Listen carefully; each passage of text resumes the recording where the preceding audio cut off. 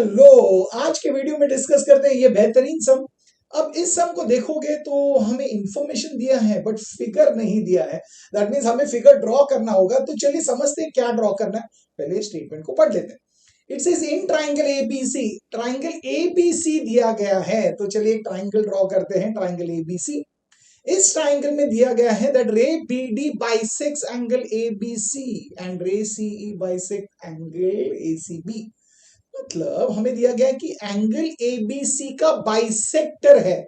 Okay, और उस bisector का नाम क्या है? रे बीडी। तो बाइसेक्टर है, दैट मींस एक रे है जो इस एंगल को दो इक्वल एंगल्स में डिवाइड कर रहा है। देखिए यहाँ पे आइडेंटिकल मार्क मेंशन करना जरूरी है। और वो जो है एसी को इंटरसेक्ट कर रहा है एट पॉइंट डी। रे बीडी बाइसेक्स एंगल एबीसी। ये समझ गए। तो अब नेक्स्ट पार्ट समझ ही गए होंगे। Ray CE bisects angle ACB, that means angle ACB का बाइसेक्टर है, और ये जो बाइसेक्टर है ये एबी को इंटरसेक्ट करेगा एट पॉइंट ई। राइट, तो ये हम समझ गए। चलिए आगे कुछ इंफॉर्मेशन दिया है। देखिए क्या दिया है।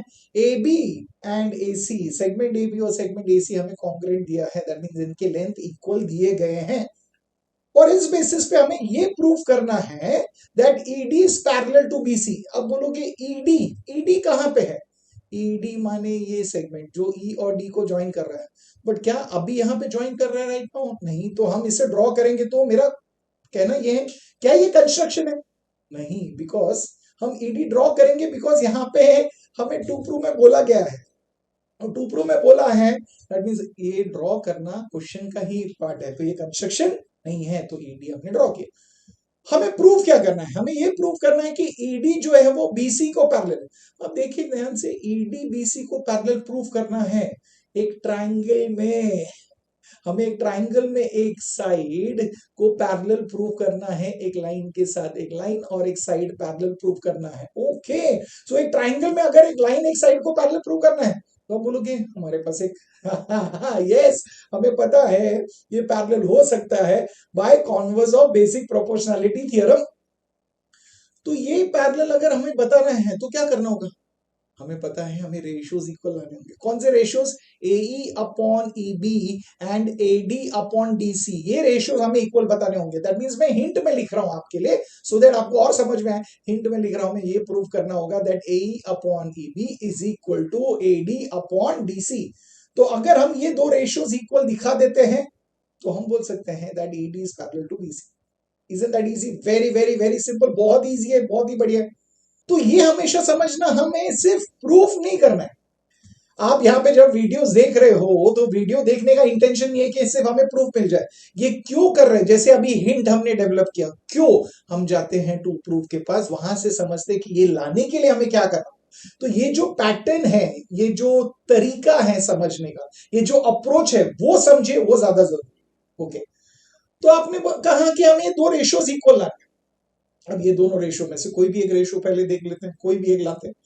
तो यहां पे पता चलेगा कि अभी हमें गिवन को यूज करना है। तो गिवन में आपने देखा कि हमें गिवन में स्टार्ट में दो एंगल बाइसेक्टर्स दिए, एक एंगल B का बाइसेक्टर है, दूसरा एंगल C का बाइसेक्टर। तो कोई भी एक बाइसेक्टर। तो चलिए अगर एंगल B का बाइसेक्टर हम यूज करते हैं, दैट मींस हम बोलेंगे इस ट्राइंगल में BD जो है वो बाइसेक्ट कर रहा है एंगल ABC को। ये रीजन है गिवन।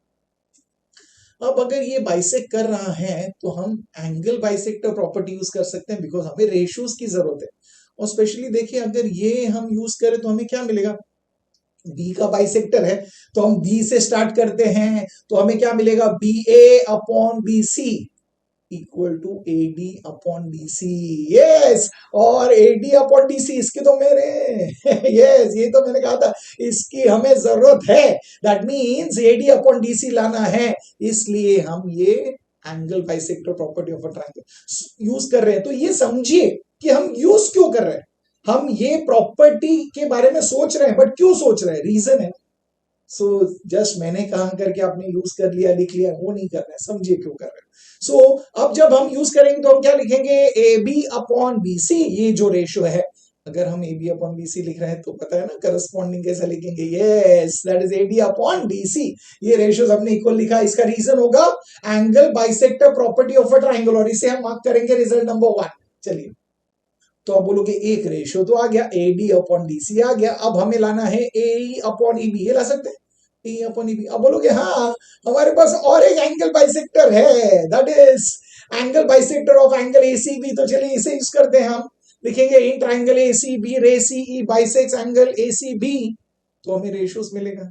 रेशियोज उसी तरीके से लिखना जैसे हमें जरूरत है। AE अपॉन EB की जरूरत है, अगर AE अपॉन EB की जरूरत है दैट मींस हम क्या लेंगे, यस हम लेंगे AC upon BC।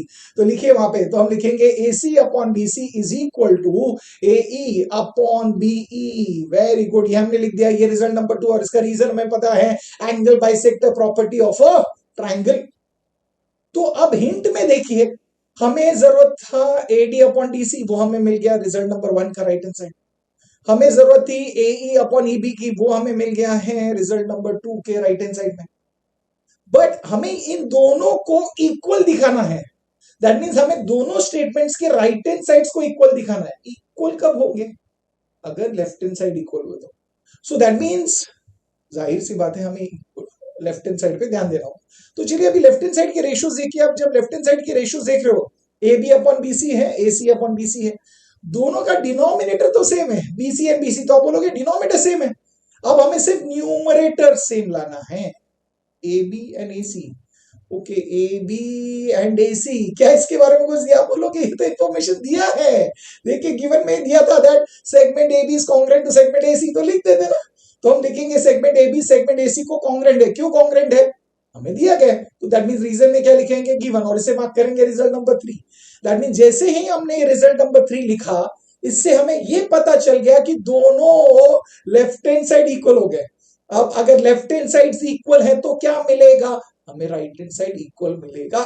That means अब हम राइट हैंड साइड को इक्वल लिख सकते हैं, राइट हैंड साइड को इक्वल लिख सकते हैं, माने हम AE upon EB equal to AD upon BC लिख सकते हैं, लिख सकते हैं ना। कहां से मिला ये हमें मिला फ्रॉम 1 2 एंड 3।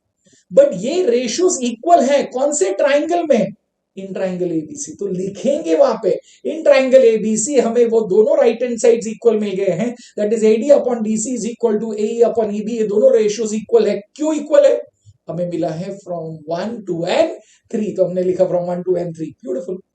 अब अगर ये रेशियोज इक्वल हैं तो ये लाइन ADBC को क्या होगा, पैरेलल होगा। तो हम लिखेंगे सेगमेंट ED जो है वो साइड BC को पैरेलल है। और इसका रीजन लिखना मत भूलना, इसका रीजन ये बहुत इंपॉर्टेंट है। इसका रीजन है converse of basic proportionality theorem, और हमने प्रूफ कर दिया। अब मुझे बताइए, इजी था ना, बहुत ही सिंपल था। तो आपको समझ तो आया होगा। सबसे इंपॉर्टेंट चीज है अप्रोच। हर चीज हम क्यों कर रहे हैं, हम प्रॉपर्टी यूज कर रहे हैं तो क्यों यूज कर रहे हैं, क्या रीजन है, हमें रेशियो लाना, इसलिए हम जाके प्रॉपर्टी यूज कर रहे हैं। तो ये जो सोच थी ये बहुत इंपॉर्टेंट था, यही आपको समझना है। और आपको ये पसंद आया होगा, समझ भी आया होगा, तो आप वीडियो को लाइक कर दीजिए। और ये अप्रोच जो है, ये तरीका जो है समझने का, अगर ये आपको अच्छा लग रहा है तो आप चैनल को सब्सक्राइब जरूर करना, और आपके फ्रेंड्स के साथ भी शेयर करना, सो दैट उनको भी इस चीज का फायदा हो। और मैं मिलूंगा आपको नेक्स्ट वीडियो में और एक बेहतरीन सम के साथ। Till then keep learning, keep smiling and keep sharing.